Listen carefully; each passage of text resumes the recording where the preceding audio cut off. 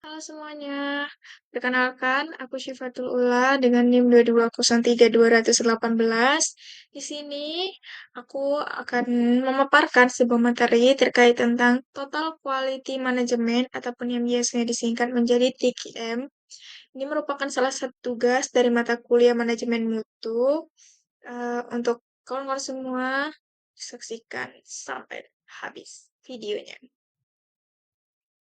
Oke, yang pertama di sini yaitu terkait tentang definisi TQM. Nah, TQM ini apa sih sebetulnya dia? Nah, TQM atau Total Quality Management itu merupakan sebuah pendekatan manajerial yang berfokus pada peningkatan kualitas produk dan layanan secara berkelanjutan dengan melibatkan seluruh anggota organisasi. Nah, TKM ini dia juga punya tujuan, yang mana tujuan dari TKM ini yaitu untuk memenuhi kebutuhan dan harapan pelanggan melalui sebuah proses yang sistematis dan terintegrasi. Nah, dengan adanya TKM ini, maka kebutuhan yang diharapkan oleh pelanggan ataupun harapan yang diharapkan oleh pelanggan terhadap si produsen itu dapat terpenuhi melalui proses yang sistematis dan juga terintegrasi oleh si produsennya. Sehingga dengan begitu konsumen itu menjadi lebih senang dengan eh, pelayanan yang kita berikan. Nah, berikutnya yaitu tujuan TQM. Di sini terdapat 4 tujuan yang dimiliki oleh TQM di antaranya. Yang pertama yaitu untuk meningkatkan kualitas. Nah, di mana memberikan produk dan layanan yang berkualitas tinggi sesuai dengan harapan konsumen. Nah, dengan adanya eh, TQM ini, sehingga si konsumen ini dia gak akan kecewa dengan kualitas yang kita berikan kepada dia gitu, sehingga dia nggak apa-apa beli mahal tetapi kualitasnya terjamin. Yang kedua yaitu membangun loyalitas, menciptakan hubungan jangka panjang antara perusahaan dan pelanggan melalui kepuasan yang konsisten. Nah, dengan adanya loyalitas antara si penjual dengan si pembeli, sehingga ini bisa meningkatkan hubungan jangka panjang. Jadi bisa jadi nanti si pembeli akan menjadi pelanggan tetap pada si penjual dengan cara kita membangun loyalitas dengan si penjual antara penjual dan juga pembeli. Yang ketiga yaitu meningkatkan efisiensi, mengoptimalkan proses internal untuk meningkatkan produktivitas dan mengurangi pemborosan. Nah, dengan kita tetapkan TKM ini, maka eh, hal-hal atau dana-dana yang eh, kurang untuk em, dana-dana yang tidak bisa untuk diganti, yang bisa untuk dana-dana yang bisa digantikan, maka di sini bisa digantikan gitu. Jadi tidak ada yang namanya nanti pemborosan. Yang keempat yaitu keterlibatan karyawan. Memastikan setiap karyawan berperan aktif dalam peningkatan kualitas dan proses. Nah, pada saat kita ingin membuat TKM ini, ingin mengadopsi TKM ini, maka kita harus memastikan bahwa semua karyawan kita itu berperan aktif di dalamnya. Sehingga proses dan peningkatan kualitasnya itu bisa berjalan dengan lancar. Selanjutnya yaitu ada manfaat dari TQM. Nah, dengan menerapkan TQM ini, dia juga memiliki manfaat. Di antaranya di sini ada 4 manfaat yang saya kutip. Yang pertama yaitu peningkatan kepuasan pelanggan.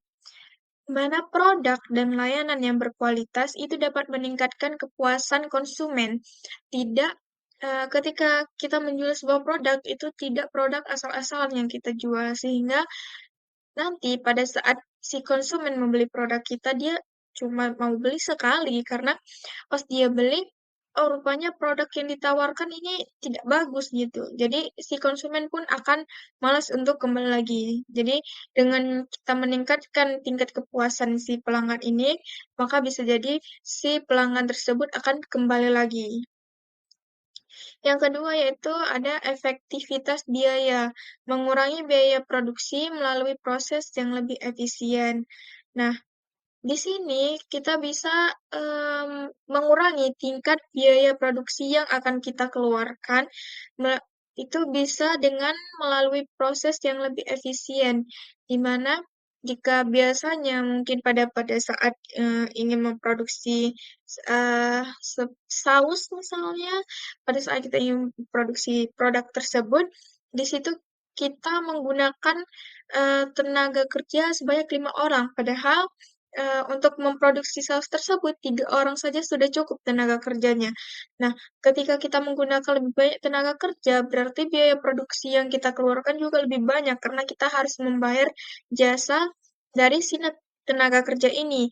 Maka jika kita mengurangkan 2 orang dari tenaga kerja tersebut, otomatis biaya yang harus kita bayar untuk si tenaga kerja tersebut juga berkurang. Yang ketiga yaitu kualitas produk yang konsisten, menjamin standar kualitas yang stabil dalam setiap produk yang dihasilkan. Nah, di sini ketika kita membuat sebuah produk, nah hasilnya itu tidak asal-asalan. Kita menjamin tingkat standar kualitas produk yang akan kita pasarkan. Misal nih, kita bilang standar kualitas dari produk kita, misal produk saus gitu. Nah, di saus itu yang dikasih tomat segarnya itu sebanyak 80% gitu. Nah, jangan pula nanti ya ternyata di dalam saus tersebut tomatnya itu hanya berada 50%. Orang-orang pasti akan tahu ternyata ini enggak sesegar kalau misalkan yang dibilang sausnya ini terkandung 80% tomat segar gitu. Nah, dengan begitu orang-orang juga ini standar kualitasnya kurang banget gitu kan. Jadi orang-orang pun akan beralih ke produk yang lainnya. Yang keempat yaitu komitmen karyawan, meningkatkan rasa tanggung jawab dan keterlibatan karyawan dalam pencapaian tujuan perusahaan. Nah, bagi si karyawannya juga, dia tidak bekerja asal-asalan. Dia mempunyai rasa tanggung jawab terhadap eh, pencapaian tujuan si perusahaan ini. Jadi, nggak ada yang namanya nanti dia bekerja asal-asalan, mau kerja dimanapun, aku tetap digaji, itu nggak ya guys ya. Jadi, dengan kita harus adanya komitmen karyawan, maka tujuan perusahaan juga dapat dicapai dengan lebih eh, maksimal. Nah, si TKM ini, adanya TKM ini tidak serta-merta semua orang itu termasuk ke dalam target mereka. Nah, ada beberapa target dari si TKM ini. Mereka menargetkan beberapa stakeholder kunci dalam organisasi untuk memastikan tingkat keberhasilan implementasinya. Nah, berikut ini itu ada beberapa target beserta dengan penjelasannya. Yang pertama yaitu target dari TKM ini yaitu pelanggan tentunya. Fokus utamanya pada si pelanggan ini adalah pusat dari semua kegiatan TKM. Nah, sebagaimana tujuan utamanya yaitu untuk memenuhi dan melampaui harapan mereka. Apabila eh, harapan mereka itu terpenuhi dan juga mereka suka dengan yang kita tawarkan, produk yang kita tawarkan, otomatis target kita si pelanggan ini tercapai gitu. Nah, apa yang ditargetkan yaitu kepuasan pelanggan, baik itu melalui produk dan layanan yang berkualitas tinggi. Nah, perusahaan berusaha membangun loyalitas pelanggan dan hubungan jangka panjang. Apabila sebuah perusahaan sudah memiliki loyalitas dengan si pelanggan tersebut, otomatis produk mereka itu eh, hubungan yang mereka bangun itu bisa dalam jangka panjang. Contoh nih, kita suka banget nih sama skincare, misal skincare Wardah gitu. Itu cocok untuk kita. Nah, mereka menawarkan beberapa produk dan juga pada saat kita membeli eh, si produk skincare Wardah ini, baik itu salesnya atau siapapun, itu baik dalam melayani kita, terus pelayanan mereka juga menyenangkan dan kita suka dengan hal itu, terus produk yang mereka tawarkan untuk kita juga kita suka dengan produk itu, otomatis kita setiap kita akan beli skincare, kita pasti akan ingat, oh skincare yang aku pakai Wardah gitu, bagus di muka aku gitu. Nah, disitulah sudah terjalin hubungan loyalitas antara kita, si konsumen, dengan si produk, yaitu produk Wardah ini. Nah, target yang kedua yaitu menargetkan karyawan. Di mana keterlibatan aktif semua karyawan itu mereka harus berpartisipasi dalam setiap proses peningkatan kualitas. Nah, TKM ini, dengan adanya TKM ini, dia mendorong budaya kerja di mana di setiap individu merasa mereka memiliki tanggung jawab untuk kualitas. Nah, si karyawan ini dia tidak serta-merta hanya oh ya udah kerja-kerja aja gitu kan. Nah, nggak gitu juga. Mereka punya rasa tanggung jawab dari setiap produk yang mereka hasilkan ataupun dari setiap jasa yang mereka berikan gitu. Dimana enggak serta-merta mereka hanya kerja ya sudah kerja saja gitu, tetapi mereka mempunyai tingkat tanggung jawab terhadap produk yang mereka berikan untuk sebuah kualitas yang mereka berikan ke si pelanggan. Nah, yang itu yang kedua itu pelatihan dan pengembangan. Memberikan pelatihan yang tepat untuk meningkatkan keterampilan dan pengetahuan karyawan tentang praktik terbaik dalam kualitas. Nah, si perusahaan memberikan pelatihan dan juga pengembangan untuk si karyawannya, dan pelatihan yang diberikan itu tepat, pelatihannya tepat dan orangnya tepat yang diberikan. Hal ini bertujuan untuk dapat meningkatkan keterampilan dan juga tingkat pengetahuan si karyawan tersebut tentang praktik terbaik dalam kualitas produk yang mereka tawarkan. Nah, sebelum si karyawan ini kerja di sini, si perusahaan sudah memberikan pelatihan kepada mereka atau masa training. Nah, si perusahaan ini sudah memberikan masa training untuk si karyawan-karyawannya ini supaya eh, pada saat dia bekerja, nanti produk ataupun jasa yang dihasilkan itu dapat memuaskan si pelanggan gitu. Sehingga tidak terjadinya bukan miskomunikasi sih, tidak terjadinya kekecewaan, rasa kekecewaan dari si pelanggan terhadap produk yang diberikan oleh perusahaan ini. Sehingga dengan begitu nanti yang ada terjadi perusahaan bisa bangkrut gitu kan, karena para pelanggan-pelanggannya ini pada pindah ke produk yang lainnya. Nah, target ketiganya yaitu ada pemasok. Hubungan yang pertama yaitu terkait tentang hubungan saling menguntungkan. Membangun kemitraan yang kuat dengan pemasok untuk memastikan bahan baku berkualitas tinggi.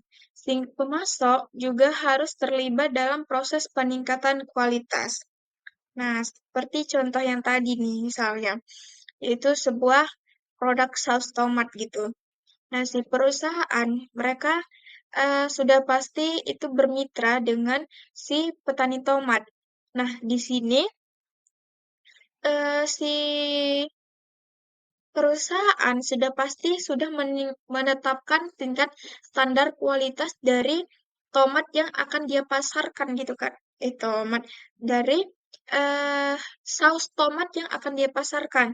Nah, sudah pasti dia sudah menetapkan tingkat standar kualitas saus tomatnya gitu kan.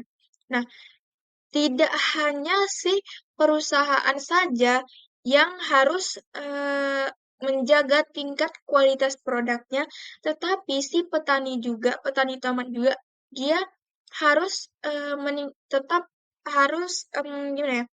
Si petani tomat ini juga dia juga harus tetap konsisten gitu standar kualitas tomat yang dia kasih ke si perusahaan ini tetap konsisten gitu. Enggak, misal pada saat, si perusahaan membuat saus tomat hari ini, itu tomat yang diberikan bagus gitu. Sedangkan pada saat dia membuat saus tomat besok, nah tomat yang diberikan itu standar kualitasnya tidak sebagus yang kemarin. Nah, sama saja walaupun si perusahaan sudah menetapkan tingkat, kualitas dari produk saus tomatnya itu, tetapi pada petani yang memberikan bahan bakunya tidak menetapkan standar kualitasnya seperti biasa, itu tetap tidak bisa. Nah, yang kedua itu standar kualitas. Menetapkan standar kualitas yang jelas bagi pemasok untuk menjamin bahan input yang diterima memenuhi kriteria yang ditetapkan. Nah, ini tadi yang saya katakan bahwa gak hanya si perusahaan saja yang menetapkan standar kualitasnya, tetapi bagi si pemasok bahan baku atau si petani tomat itu dia juga tetap menetapkan standar kualitas dari bahan baku yang diberikan karena bahan baku utamanya yaitu tomat karena dia mau si perusahaan memproduksi saus tomat gitu kan. Nah, maka di sini antara si perusahaan dan juga pemasok itu mereka harus sama-sama menjaga standar kualitas produk yang mereka berikan. Nah, target TKM yang terakhir yaitu stakeholder lainnya. Di sini dapat dua. Yang pertama yaitu pemangku kepentingan. Ini termasuk pemilik investor dan ini termasuk pemilik investor dan komunitas. Nah, TKM ini bertujuan untuk menciptakan nilai bagi semua pihak yang terlibat dalam organisasi. Em, Untuk menciptakan, karena dari si TKM ini bertujuan untuk menciptakan nilai bagi semua pihak yang terlibat dalam organisasi, maka pemangku kepentingan seperti pemilik usaha, investor pada usaha tersebut, dan juga komunitas yang ikut berpartisipasi dalam usaha tersebut, mereka juga harus menciptakan sebuah standar kualitas yang akan mereka berikan. Sehingga dengan begitu, semua pihak yang terlibat dalam organisasi ini itu mereka memiliki bukan memiliki manfaat. Jadi semua pihak yang terlibat dalam organisasi ini itu mendapatkan keuntungan bagi mereka masing-masing gitu. Entah yang satu memiliki keuntungan tentang A, yang kedua memiliki keuntungan tentang B, tetapi di sini semuanya mereka mendapatkan keuntungan. Yang kedua yaitu transparansi dan komunikasi. Memberikan informasi yang jelas dan akurat kepada semua pemangku kepentingan mengenai kinerja dan kebijakan perusahaan. Sehingga tidak ada yang namanya nanti miskomunikasi.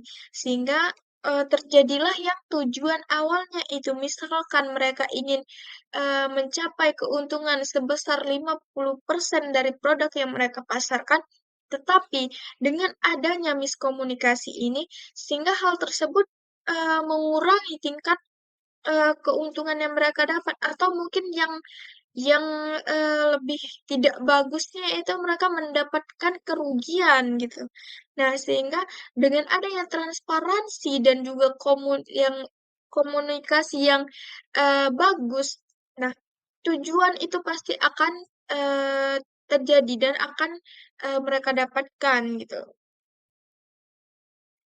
Nah, kawan-kawan, setelah tadi kita tahu tentang apa itu definisi TKM, tujuan dari si TKM ini apa, manfaat si TKM ini apa, dan juga bagaimana sejarahnya adanya si TKM, serta siapa target-target si TKM ini, selanjutnya kita akan membahas terkait cara kerja TKM.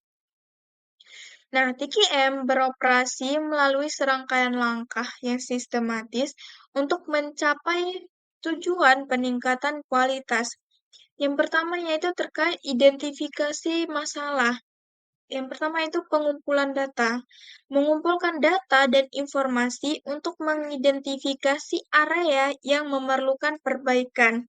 Ini dapat dilakukan melalui survei pelanggan, analisis laporan produksi, dan umpan balik karyawan. Nah, seperti tadi nih, dia memproduksi sebuah produk yaitu saus tomat. Nah, si perusahaan ini supaya dia bisa tahu di mana kurangnya dari si saus tomat yang dia pasarkan ini, nah dia bisa melakukan dengan cara pengumpulan data. Nah, data yang dikumpulkan yaitu terkait pendapat dari si orang-orang yang dia targetkan, siapa saja yang ingin dia survei pada saus tomat yang dia pasarkan tersebut gitu.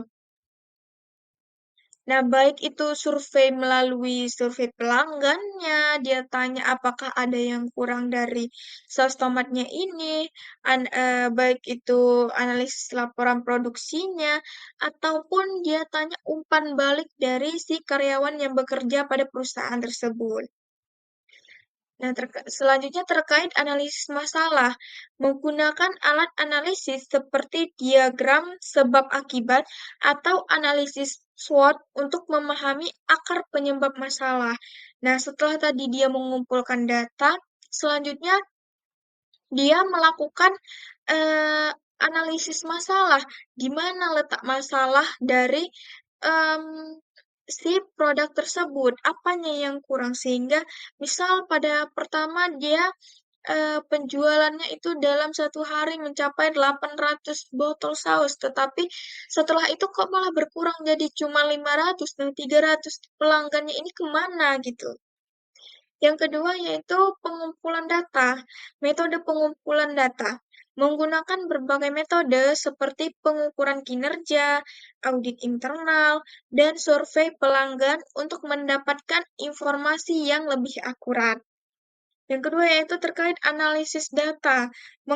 Menganalisis data yang dikumpulkan untuk mengidentifikasi tren dan juga pola yang dapat membantu dalam pengambilan keputusan. Nah, adapun cara kerja TKM yang ketiga yaitu melalui implementasi solusi. Yaitu ada dua. Yang pertama itu terkait tentang perencanaan. Merancang sebuah solusi berdasarkan analisis yang dilakukan. Ini termasuk pengembangan rencana aksi yang mencakup langkah-langkah spesifik untuk perbaikan. Nah, apabila pada produk tersebut terdapat permasalahan atau komplain dari si pelanggan. Nah, si perusahaan itu dapat melakukan implementasi solusi. Yang pertama yaitu merancang solusi berdasarkan permasalahan yang dia dapat gitu. Entah tadi misal si pelanggannya komplain, ini kenapa sekarang rasa sausnya seperti ini, sedangkan dulu itu tidak seperti ini. Nah, si perusahaan itu dapat memberikan solusi kepada si pelanggannya, entah dia solusinya yaitu terkait mereka berjanji akan memperbaiki ingredients dari si sausnya ini, ataupun memberi diskon pada saat si pelanggan ini berbelanja lagi nanti, atau memberikan solusi yang lainnya yang mana solusinya itu eh, tidak merugikan kedua belah pihak.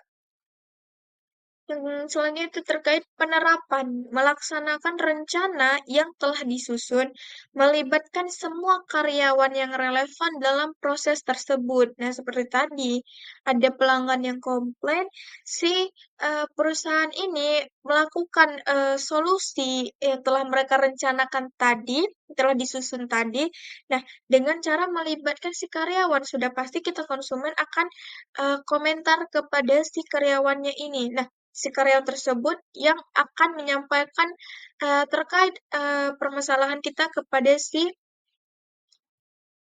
perusahaannya tersebut. Nah, berarti di situ terlibatlah aksi si karyawan dalam rencana proses tersebut.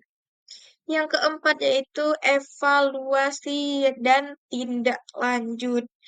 Itu terkait monitoring, memantau hasil implementasi solusi untuk memastikan bahwa perbaikan yang diterapkan itu memberikan hasil yang diinginkan.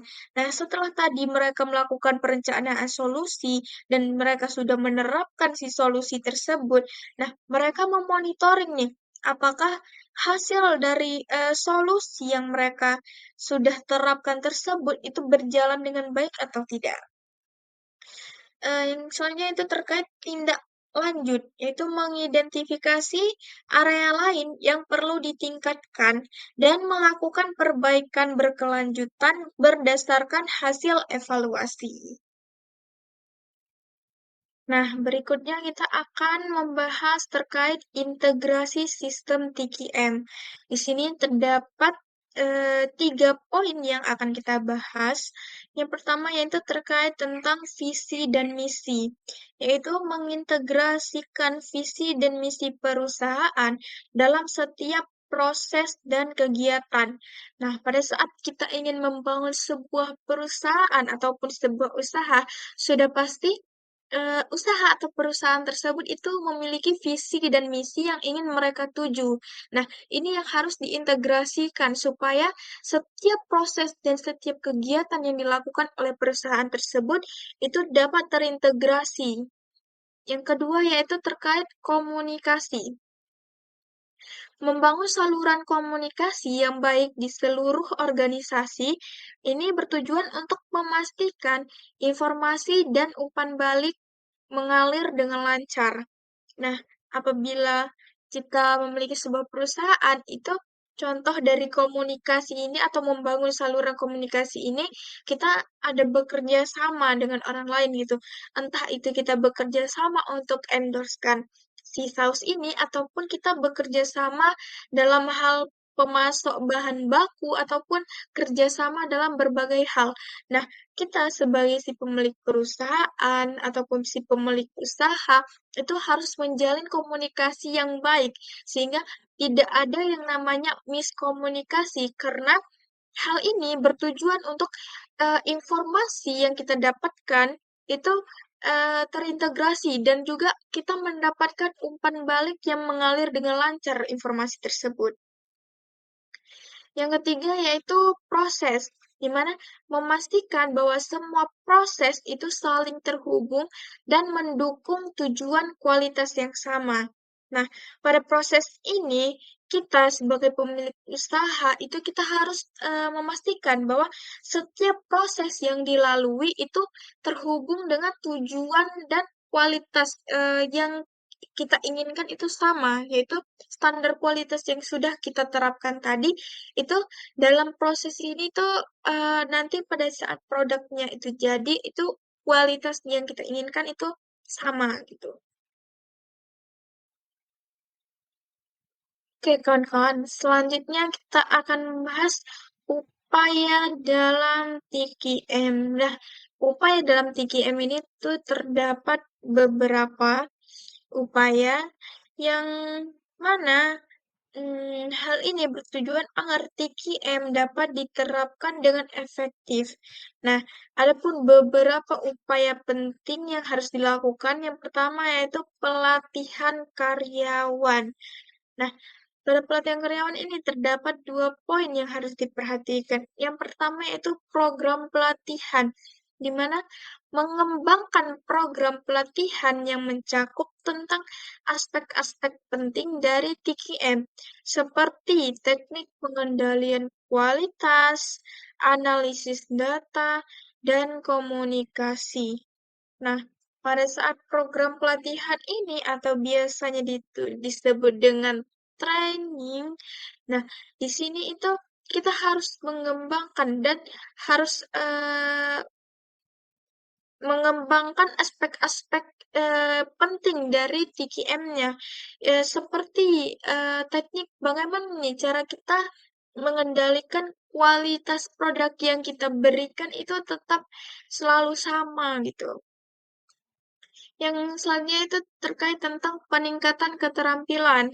Melatih karyawan untuk mengembangkan keterampilan yang diperlukan dalam meningkatkan kualitas produk dan juga layanan.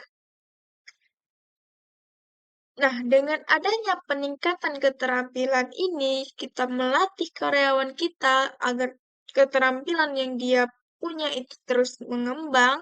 Nah, hal ini diperlukan supaya kualitas produk dan layanan kita berikan itu tidak akan menurun dan selalu akan stabil. Yang kedua yaitu pengembangan proses. Identifikasi proses kritis yang pertama yaitu terkait tentang identifikasi proses kritis, di mana mengidentifikasi proses yang paling berpengaruh terhadap kualitas produk dan layanan. Nah, ini bisa meliputi tentang proses produksi, pengolahan, dan juga distribusi.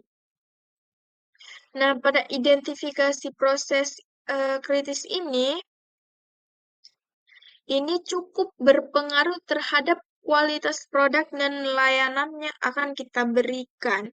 Nah, itu terkait tentang proses produksinya. Nah, sudah pasti pada setiap produk yang pertama kali harus kita perhatikan itu ada proses produksinya.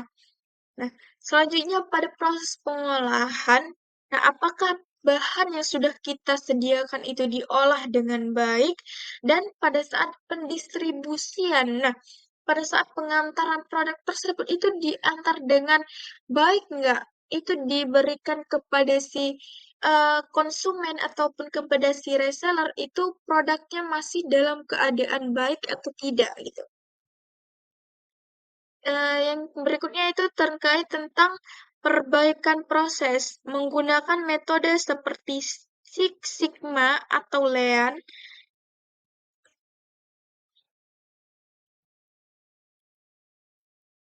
Nah, adapun upaya dalam TKM yang ketiga yaitu terkait tentang monitoring dan evaluasi. Ya, dan dalam monitoring dan evaluasi ini itu terdapat dua poinnya. Yang pertama yaitu terkait sistem pemantauan, di mana membantu sistem pemantauan, membangun sistem pemantauan untuk mengukur kinerja dan kualitas secara berkelanjutan. Ini termasuk pengukuran kinerja karyawan dan hasil produksi. Nah, pada saat usaha kita ini punya karyawan, nah kita harus memantau si karyawan ini bekerja dengan baik atau tidak. Dia itu memenuhi SOP yang sudah kita berikan atau tidak gitu. Dan juga hasil produksi ataupun produk yang kita berikan itu mau masuk nggak di standar kualitas yang sudah kita terapkan. Nah, berikutnya itu ada evaluasi berkala. Melakukan evaluasi berkala terhadap hasil TKM untuk menilai kemajuan dan efektivitas strategi yang diterapkan. Nah, pada evaluasi berkala ini itu hasil atau hasil yang sudah eh, diberikan dari tadi yaitu terkait tentang produksi, pengelolaan produk itu atau pada saat pendistribusian. Nah, itu dilakukan evaluasi. Hal ini bertujuan supaya jika ada kesalahan pada saat sebelum-sebelumnya, nah pada saat evaluasi ini mereka bisa mencari solusi yang terbaik untuk permasalahan yang terjadi pada saat yang dulu itu gitu. Nah, sehingga evaluasi berkala ini itu cukup dibutuhkan dan sangat dibutuhkan malahan. Yang keempat yaitu keterlibatan stakeholder, yaitu ada dua poinnya juga. Yang pertama yaitu komunikasi yang baik. Membangun saluran komunikasi yang efektif dengan semua pemangku kepentingan untuk memastikan transparansi dan partisipasi. Yang kedua yaitu adanya umpan balik dari stakeholder. Itu mengumpulkan umpan balik dari pelanggan, pemasok, dan karyawan untuk memahami kebutuhan dan harapan mereka dalam konteks kualitas. Nah, seperti itu. Sehingga dengan begitu, produk yang kita tawarkan semakin lama itu pasti akan semakin baik. Oke, berikutnya yang akan kita bahas yaitu terkait TKM ini bisa digunakan di mana saja sih. Nah, tentu dong. Setelah kita tahu ini TKM ini apa, tujuannya apa, manfaatnya apa, dan targetnya siapa, dan apa yang sudah saya sampaikan tadi, tentu dong kita harus tahu. Nah, TKM ini di mana dia bisa digunakan? Yang pertama, pada manufaktur.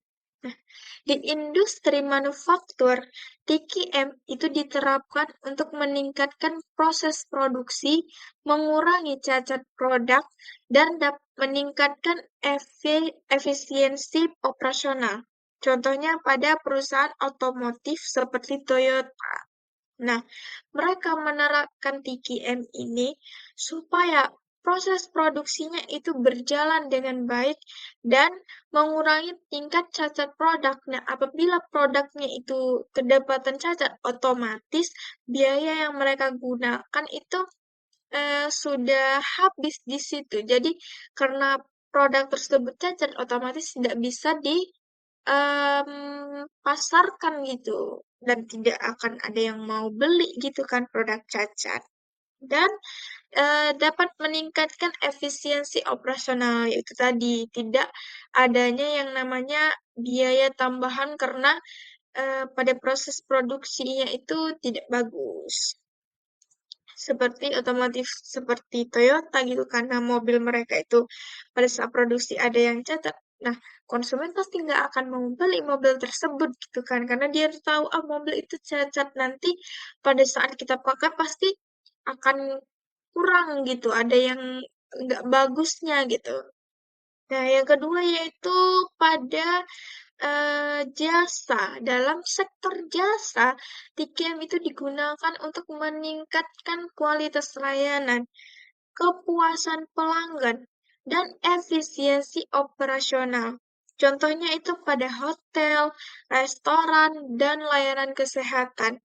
Nah, seperti yang beredar nih, contohnya nih, pada layanan kesehatan, pada saat kita berobat ke rumah sakit yang memakai BPJS. Nah, biasanya yang pakai BPJS beberapa rumah sakit ya, ini oknum-oknum yang ada di rumah sakit tersebut itu tidak melayani kita dengan bagus gitu, sebagaimana yang datangnya itu tidak menggunakan BPJS. Nah, otomatis kita sebagai pelanggan di situ merasa kurang suka gitu kan dengan eh, tingkat yang si layanan kesehatan ini berikan. Nah, nanti jadi viral. Hmm. Nah, berikutnya, TKM ini bisa digunakan pada pendidikan. Nah, di institusi pendidikan, TKM ini digunakan untuk meningkatkan kualitas pengajaran dan layanan kepada siswa, serta untuk memastikan akreditasi dan standar pendidikan. Nah, pada pendidikan itu TKM ini digunakan supaya kualitas eh, pengajaran atau kualitas ajar mengajar itu berjalan dengan baik, yang mana si dosen ataupun guru yang memberikan em, materi itu dapat ditangkap dengan baik oleh siswa dan mahasiswanya gitu, sehingga tidak adanya miskomunikasi di situ, serta untuk memastikan akreditasi dan standar pendidikan. Nah, yang kedua yaitu yang keempat yaitu pada kesehatan. TKM ini diterapkan di rumah sakit dan fasilitas kesehatan untuk meningkatkan keselamatan pasien, kualitas perawatan, dan kepuasan pasien. Nah, pada kesehatan nih, pada fasilitas kesehatan. Nah, biasanya kayak kita nih, kita lihat pasti ada suntik gitu kan. Nah, biasanya suntik itu dipakai kan cuma untuk sekali pakai. Nah, di situ mereka tetap menerapkan si TKM ini. Mereka nggak pakai satu suntik itu untuk dua badan, untuk dua orang, tiga orang, atau apa segala macam gitu kan. Kan itu tidak ada. Nah, selanjutnya itu kualitas perawatan. Kualitas perawatan yang ditawarkan oleh rumah sakit tersebut itu eh, suka atau tidaknya itu masuk atau tidak di standar kita gitu. Nah, apabila masuk di standar kita, otomatis kita akan lebih suka kan ke rumah sakit itu apabila kita sakit. Tapi tidak selalu juga kita mau ke rumah sakit itu hanya karena kualitas perawatan yang mereka berikan itu bagus. Nggak gitu juga. Nah, sehingga di situ adanya kepuasan si pasien dari kualitas perawatan yang mereka berikan. Otomatis apabila si pasien ini sakit, dia akan memilih, aku mau ke rumah sakit ini aja karena fasilitas dan juga kualitas si yang diberikan oleh rumah sakit ini aku suka gitu. Nah, yang kelima nih, TKM ini bisa digunakan pada teknologi informasi. Nah, dalam sektor teknologi informasi, TKM digunakan untuk meningkatkan kualitas pengembangan perangkat lunak dan layanan IT atau ilmu teknologi, kalau nggak salah ya, serta untuk memenuhi kebutuhan pengguna. Nah, dengan adanya CTKM ini dalam sektor teknologi informasi, nah, ini dapat meningkatkan kualitas pengembangan perangkat lunak dan layanan IT, di mana kayak kita nih misalkan sebuah aplikasi misal Shopee nih, dia udah ada kan itu ada pada Shopee itu perbaharui. Nah, itu salah satu TKM yang diterapkan pada teknologi informasi. Nah, yang terakhir yaitu ada agribisnis. TKM diterapkan dalam budidaya pertanian dan pengolahan makanan untuk meningkatkan kualitas produk, keamanan pangan, dan efisiensi dalam rantai pasok. Di mana si TKM ini diterapkan pada budidaya pertanian dan pengolahan makanan itu bertujuan untuk supaya meningkatkan kualitas produk. Nah, produk yang dia tawarkan itu berkualitas, standar kualitasnya itu terpenuhi. Keamanan pangan. Nah, makanan dan produk yang mereka berikan itu kepada si konsumen sudah aman, sudah tersertifikasi aman gitu. Dan efisiensi dalam rantai pasok. Nah, dalam rantai pasoknya pun itu efisiensinya oke. Nah, di sini aku akan membahas terkait contoh penerapan TKM di sektor dan industri yang ada di agribisnis. Nah, di sini aku ngambil contohnya yaitu pada budidaya pertanian. Di sini ada dua poin yang kita dapat. Yang pertama yaitu terkait tentang penerapan sistem pertanian berkelanjutan. Petani menerapkan praktik pertanian yang ramah lingkungan, seperti penggunaan pestisida nabati dan pengelolaan hama terpadu atau PHT. Dengan pelatihan berkelanjutan, petani dapat meningkatkan kualitas hasil panen dan mengurangi dampak negatif terhadap lingkungan. Contoh, pada saat melakukan budidaya pertanian gitu, adanya hama.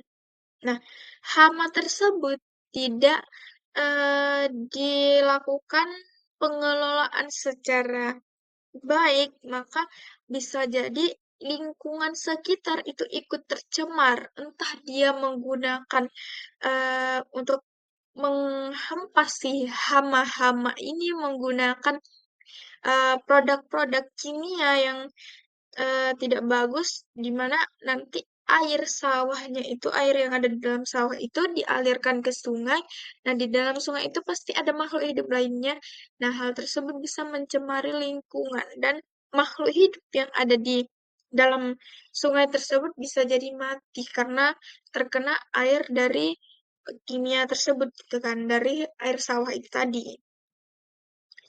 Nah, yang kedua yaitu adanya standarisasi proses produksi.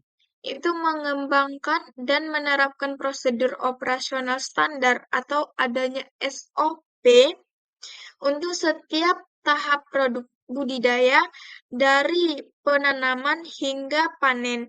Hal ini guna untuk menjamin konsisten kualitas produk. Nah, dengan adanya kita menerapkan SOP pada budidaya pertanian ini, nah pada setiap tahap budidayanya itu kita menerapkan SOP-nya, maka dimulai dari penanaman hingga panen nanti itu bisa jadi kualitas yang akan kita panen nanti itu akan lebih bagus gitu.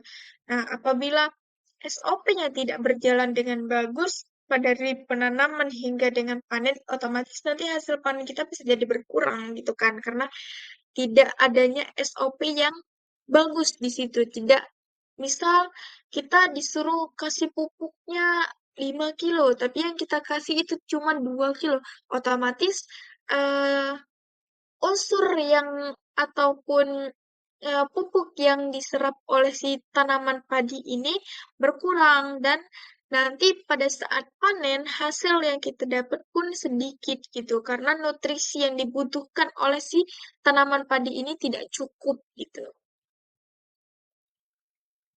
Nah, yang kedua contoh penerapan TKM di sektor dan industri agribisnis yaitu ada pada pengolahan makanan. Nah, di sini juga terdapat 2 poin. Yang pertama yaitu jaminan kualitas produk. Perusahaan pengolahan makanan itu menerapkan sistem jaminan kualitas untuk memastikan bahwa setiap produk yang dihasilkan itu memenuhi standar keamanan dan kualitas. Ini termasuk pengujian laboratorium yang rutin untuk mendeteksi kontaminasi. Nah, contohnya pada produk itu ada yang logo halal gitu. Nah, itu salah satu jaminan kualitas produk yang mereka berikan itu eh, terintegrasi bagus untuk dikonsumsi, baik untuk dikonsumsi tidak adanya bahan-bahan berbahaya yang terkandung di dalam produk tersebut, sehingga kita itu mengonsumsi tersebut tidak apa-apa. Yang kedua yaitu terkait tentang pelatihan karyawan. Mengadakan pelatihan untuk karyawan mengenai praktik terbaik dalam pengolahan dan penyimpanan makanan, sehingga produk akhir selalu berkualitas tinggi. Nah, selain produknya yang kita jamin kualitasnya, nah, si karyawannya juga kita harus jamin nih kualitasnya. Karena untuk produk tersebut itu dapat terjamin kualitasnya, otomatis si karyawan ini juga harus memenuhi standar SOP-nya kan. Nah, dengan mengadakan pelatihan untuk si karyawan ini mengenai praktik bagaimana nih praktik terbaik dalam pengolahan si produk tersebut dan bagaimana cara penyimpanan si produk tersebut agar si produk tersebut pada saat dipasarkan nanti masih dalam keadaan bagus yang diterima oleh si konsumen. Sehingga produk akhir yang diterima oleh si konsumen itu bukan produk reject. Nah, produknya masih tetap berkualitas tinggi. Nah, bagaimana si karyawan ini melakukan? Nah, disitulah diperlukannya pelatihan karyawan sehingga dia dapat memenuhi standar SOP. Nah, berikutnya yaitu contoh penerapan TKM di sektor dan industri pertanian itu di sini distribusi dan rantai pasok. Hmm. Terdapat 2 poinnya. Yang pertama yaitu manajemen rantai pasok. Itu mengintegrasikan semua pihak dalam rantai pasok ini dimulai dari petani, distribusi, hingga kepada pengecer itu memastikan produk yang dihasilkan sesuai dengan permintaan pasar dan dalam kondisi terbaik. Nah, sudah pasti pada saat kita ingin membuat sebuah produk yang harus pertama kali kita perhatikan yaitu apa? Ya wes, bahan baku. Nah, berarti bahan baku yang dibutuhkan, misal pada sebuah produk saus tomat, otomatis si petani tomat. Nah, dari si petani tomat ini, apakah tomat yang dia berikan kepada si pengolah ini, kepada si usaha ini, itu kualitasnya baik atau enggak? Nah, selanjutnya pada distributor. Nah, pada saat dari si petani ini diantarkan kepada si pengolah, apakah itu diantarkan masih dalam keadaan bagus? Apakah tomatnya nanti pada sampai ke si pengolah ini tuh basi tetap bagus hingga pengecer. Nah, pada saat si tomat ini sudah sampai ini sudah diolah oleh si pengolah. Pada saat dipasarkan si saus tomat ini, nah dalam masa distribusi pengantaran ini baik gak diantarnya? Produk-produk saus dia itu bagus gak dalam masa pengantarannya? Sehingga pada saat produk tersebut diterima oleh si konsumen itu masih dalam kondisi terbaik. Yang kedua yaitu sistem pelacakan produk. Menggunakan teknologi untuk melacak produk dari hulu sampai ke hilir, yaitu memastikan bahwa produk dapat dilacak dan dipastikan kualitasnya pada setiap tahap distribusi, sehingga nggak ada yang namanya nanti produk cacat lah sampai ke si konsumen, produknya itu tidak bagus atau sudah expired lah pada saat sampai ke si konsumen. Nah, ini sistem pelacak produk ini dapat diterapkan. Oke, teman-teman. Yang selanjutnya yaitu pada kualitas layanan pelanggan. Di sini juga terdapat berapa? Yuk, 2 poinnya. Yang pertama yaitu meningkatkan pengalaman pelanggan, yaitu perusahaan agribisnis yang menjual produk langsung kepada konsumen seperti pada pasar petani, yaitu menerapkan TQM untuk meningkatkan pengalaman pelanggan melalui pelayanan yang cepat dan responsif terhadap keluhan.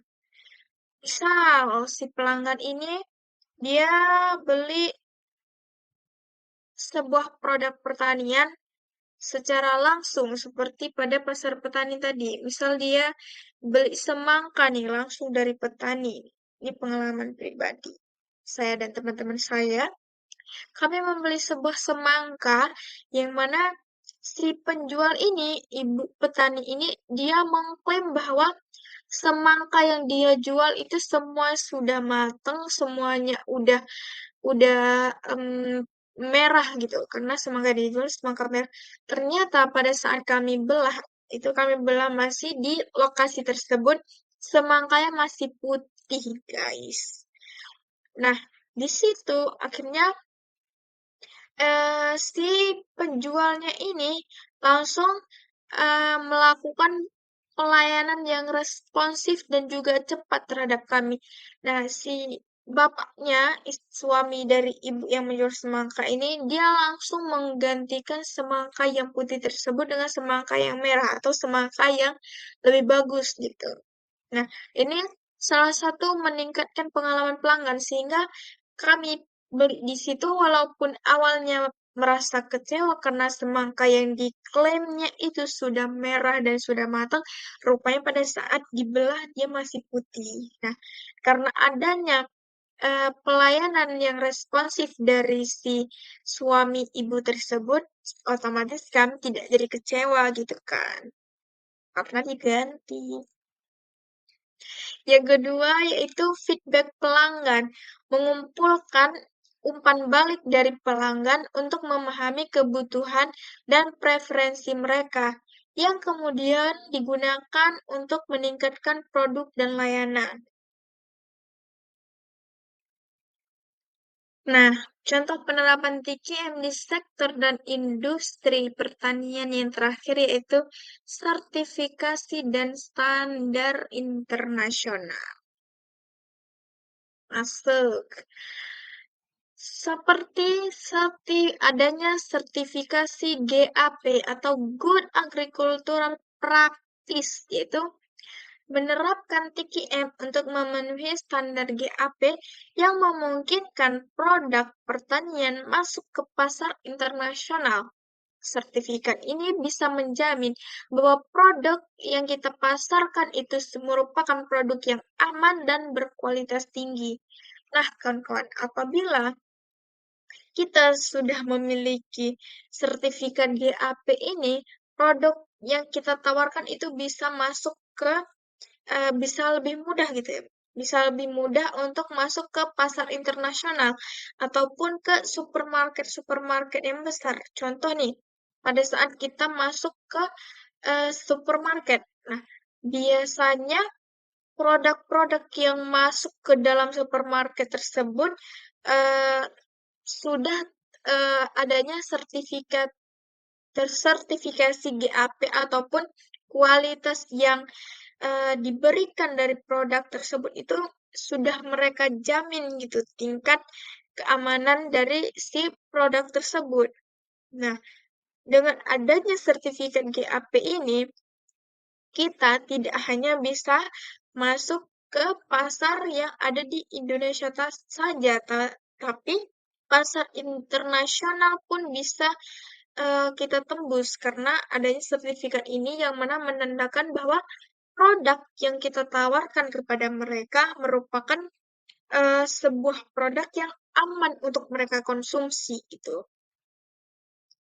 Nah, dengan menerapkan TCM ini, sektor agribisnis dapat meningkatkan kualitas produk, efisiensi operasional, dan kepuasan pelanggan, sehingga yang pada akhirnya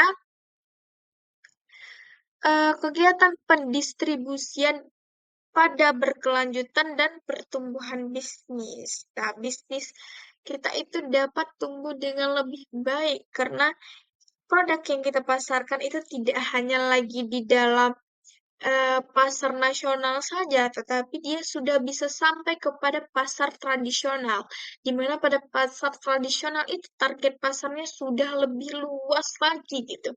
Yang mana di sini kita targetkannya itu entah target pasar kita cuma 50.000 tetap 50.000. Nah, target yang kita targetkan sehari itu bisa laku sebanyak 400 botol, tetapi setelah kita pasarkan ke pasar internasional, otomatis penjualan kita jauh lebih meningkat lagi. Itu kawan-kawan. Nah, teman-teman semua, kita sudah berada di penghujung materi yang saya sampaikan pada video kali ini, yaitu kesimpulan.